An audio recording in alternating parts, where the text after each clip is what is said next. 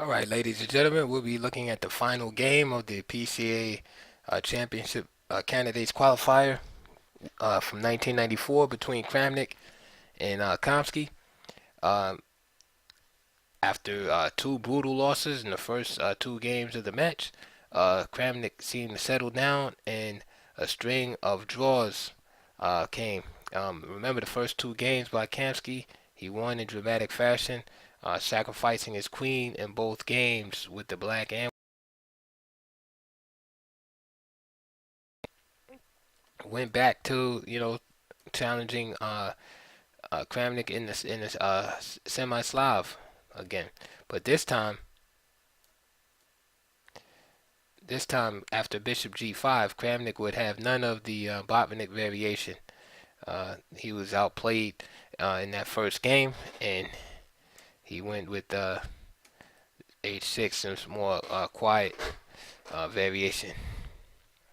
And this game ended in the draw, although the position was very interesting as Kramnik wind up turning it into a stonewall here.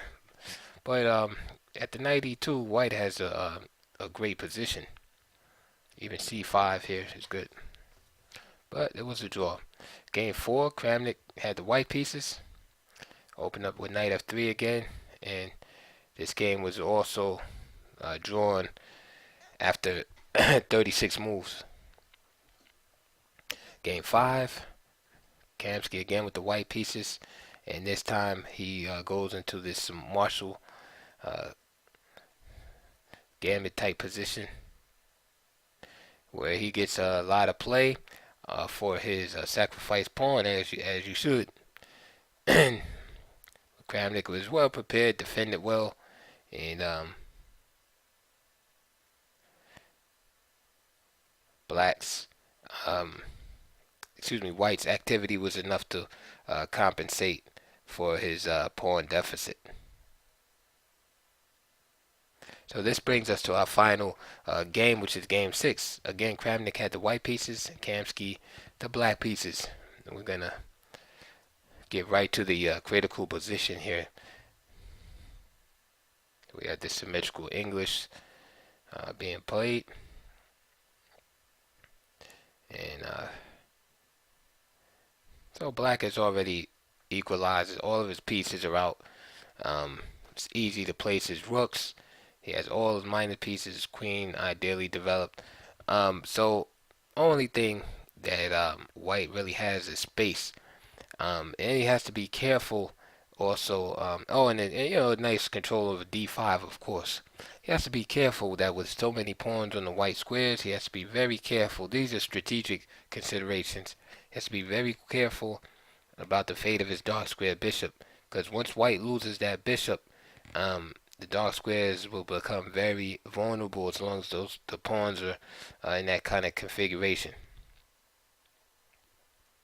Bishop g4 from Kamsky, queen e1, rook a8. So we have like a Maroczy-Bond type setup from White with pawns on c4, e4, putting tremendous pressure on the d5 square so that Black is discouraged from trying to break there.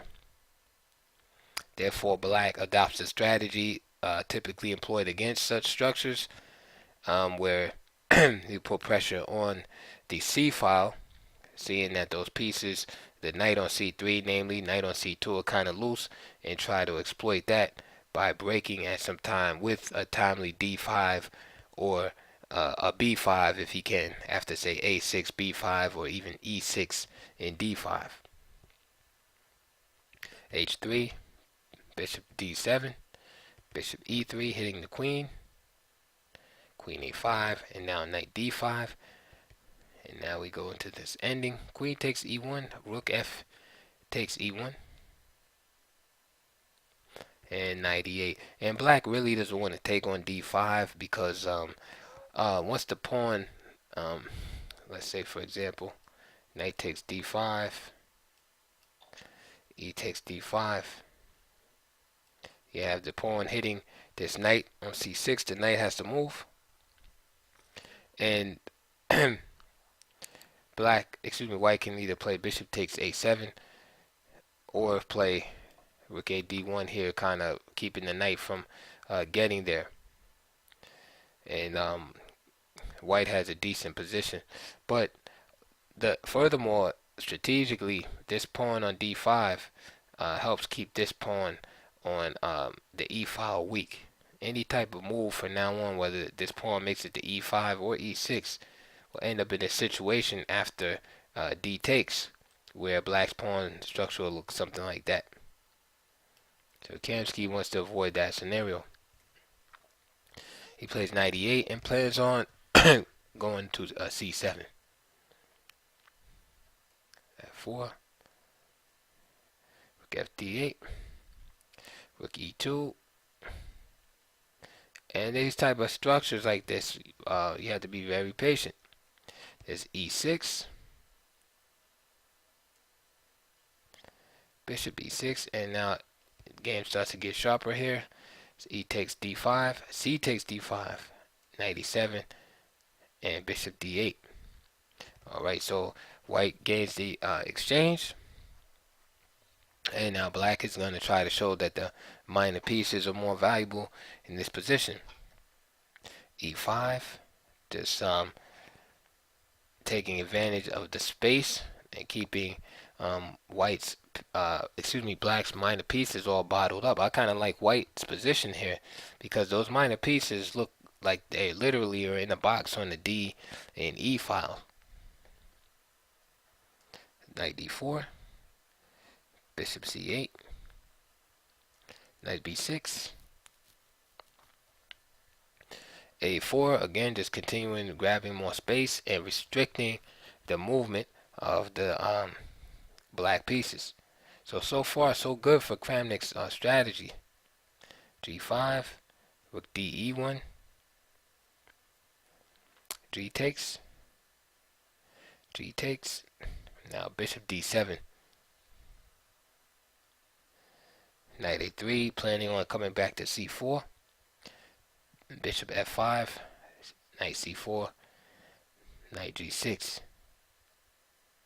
And although Kramnik is under some pressure, he's playing very well. He has like this bend but don't break type defense that he's been known for through the years. He often gets in like these precarious looking positions, but he just kind of, buckles down and he finds his way out. And it seems like that's what he's done in this game. Knight e7, rook d1, d5, knight e5, bishop takes, rook takes, and now bishop c2 from Kamsky, rook d4, picks up a pawn, rook b4, bishop c2, and now Kramnik has his outside pass pawn in the a file, but it's only lasts for one move. Bishop takes a4, rook h5, knight d6, rook e8, rook takes h6, king g7. And now right here was rook h5 was definitely not the best decision here. Probably instead of that move, just take here first. Rook takes e7. And now here, after king takes h6, then rook c7, freeing up the pawn advance. And let's say after d4, protecting the pawn from the white bishop, rook c5, king g7, again rook d5, king f8. The idea is just to get the king over to, stop these pawns. h4,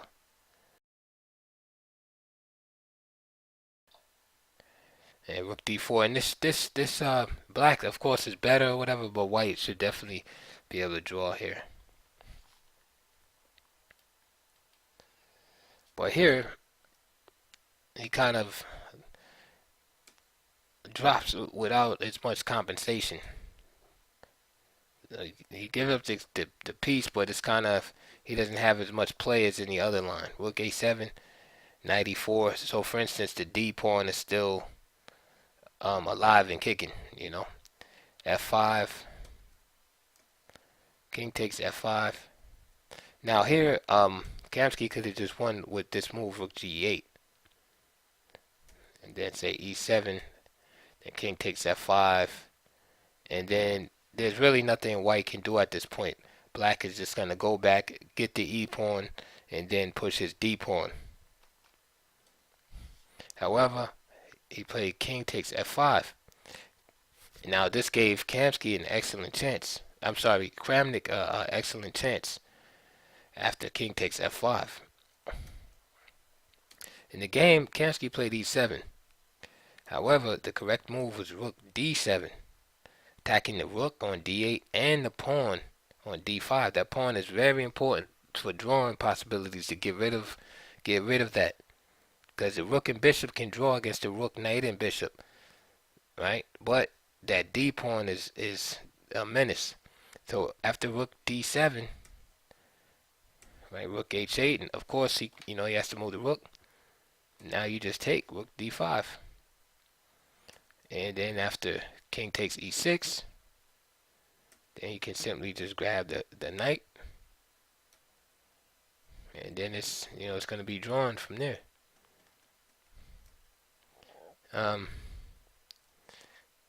Rook g8, same thing, rook d5, king takes e6, and then you just grab the bishop, since the bishop is not protected on h5 now.